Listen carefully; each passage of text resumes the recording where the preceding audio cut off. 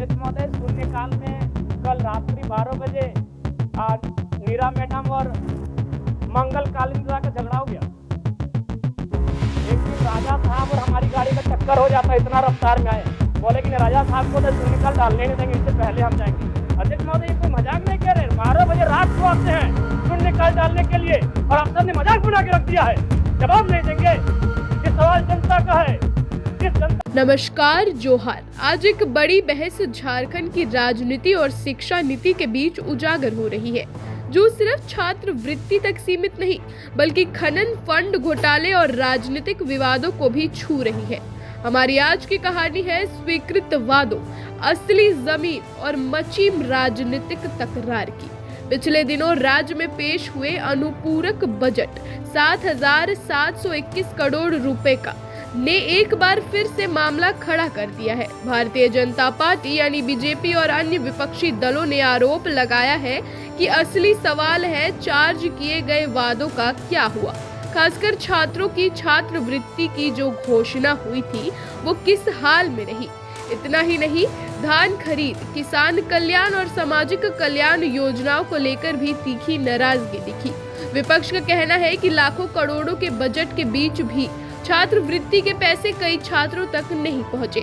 सदन में हंगामा हुआ, सरकार पर वादा खिलाफी का आरोप लगा और जनता में सवाल उठा कि आखिरकार इन पैसों का हुआ क्या।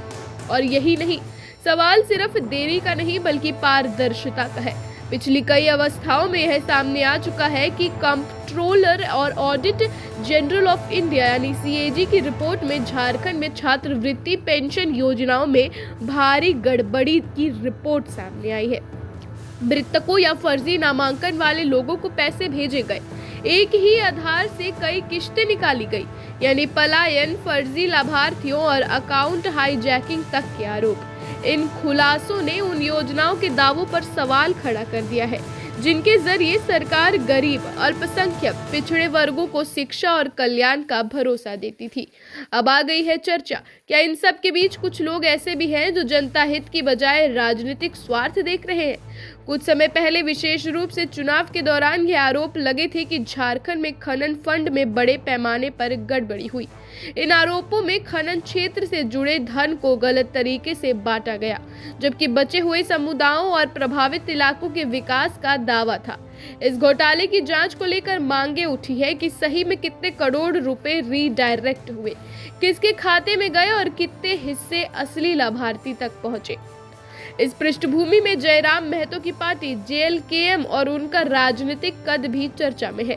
दूसरे कुछ अन्य आरोप जैसे खनन घोटाले, फंड मिसयूज ने जनता के बीच हैरत और असंतोष की आग को बढ़ा दिया है।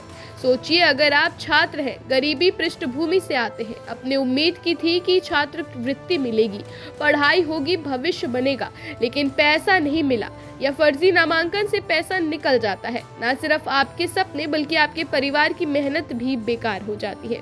तो आज का सवाल है कि क्या राज्य सरकार और उसके अधिकारियों ने सचमुच गरीब, पिछड़े, दलित या अल्पसंख्यक बच्चों का भला सोचा भी था।